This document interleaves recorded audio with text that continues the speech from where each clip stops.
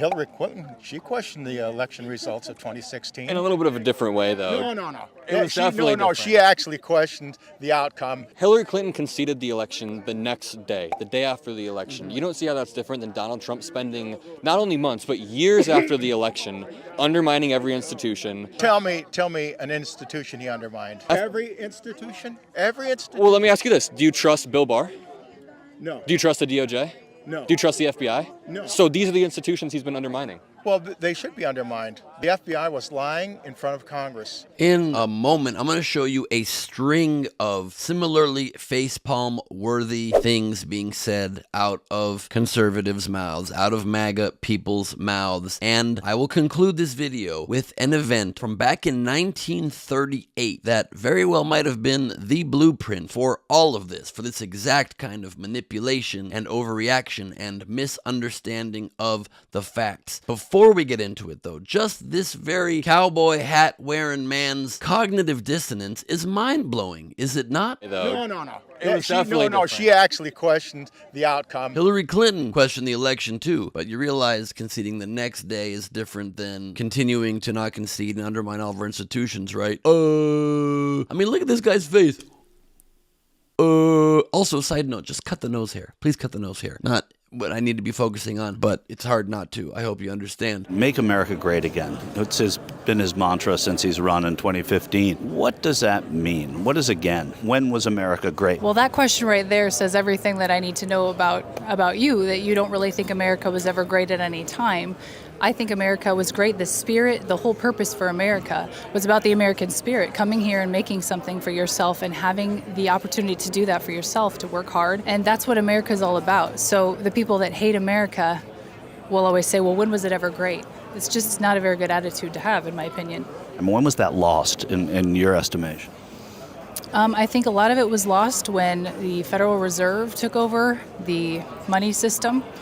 We need to go back to a gold and silver-backed system where currency it counts. So apparently you're not allowed to work hard and climb in this country anymore, according to this woman with Trump in the largest font ever made on a hat or even to be seen from outer space. It's quite intense, but at least that's a new one. Usually you don't hear that answer when you ask MAGA people when America was great again. Usually it's tinged with an incredible amount of racism, kind of like this guy. I'd like to get back like it was in the 60s. Before all the civil rights stuff? Before all the civil rights stuff. So you would like to see things go back to before the civil rights movement? Oh, yes. You know, where people have their freedom in this country. Well, certain groups didn't have as much at the time, right? Right. They didn't have as much at the time.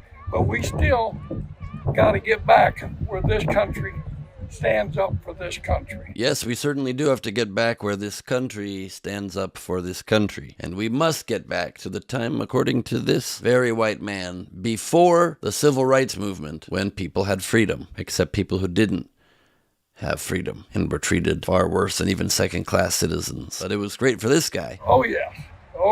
Because he had the same level of freedom he has now, but also didn't have to respect minorities back then, which was really great for him, apparently. I mean, that man legit thinks that America is just for white people. That's all it should ever serve. Much like this next person thinks America is just for Christians. You have to swear on a Bible to be an elected official in the United States of America.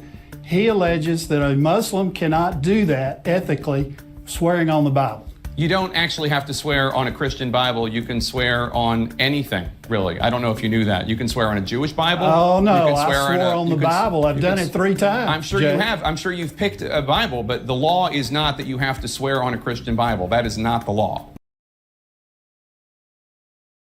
You don't know that?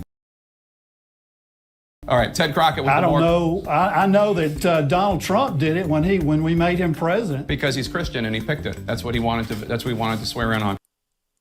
I mean, you don't even have to prove these people are stupid. You see it all over their faces. This man's response to, you don't actually have to choose a Christian Bible, was the very witty, Way to come back with it. But Donald Trump did something. Yeah, so you and Donald Trump both did a thing. How proud you must be. So what am I getting at here? Conservatives' detachment from reality is a direct result of our country's abandonment of legitimate news media, which we've replaced with profit-driven, very, very fake news media instead. Complete profit-interested without any sort of moral backing news media. We live in a country where people can choose what news they want to hear and then only watch that specific news. And if it doesn't fit their political ideology, they can go la la la until they find a different news outlet that does. But that is not how news is supposed to work. News is supposed to be based with objective truth, and that sort of being the flagship of what it is. Even worse than that is over the years, outlets like Fox News have developed this strategy of preying on people's fears to maximize viewership. So it's not only not accurate, but it's also very, very fear-based to scare you into your belief system. That's why you always hear them talking about the border crisis and immigrants are invading the country and stealing the jobs of hardworking American citizens, when no immigrants ever stolen your job, most likely. And it's possible that the blueprint that I mentioned at the top of this video goes all the way back to 1938, when it may have been unintentionally created during the War of the Worlds radio drama. I mean, if you know the story, during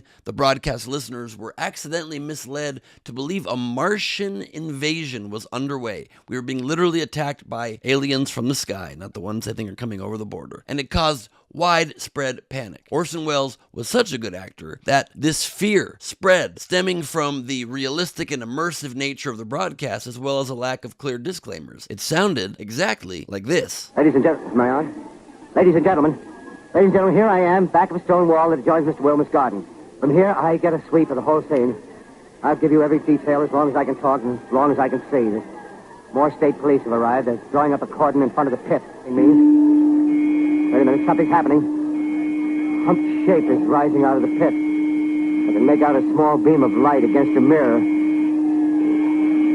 What's that? There's a jet of flame springing from the mirror and it leaps right at the advancing men.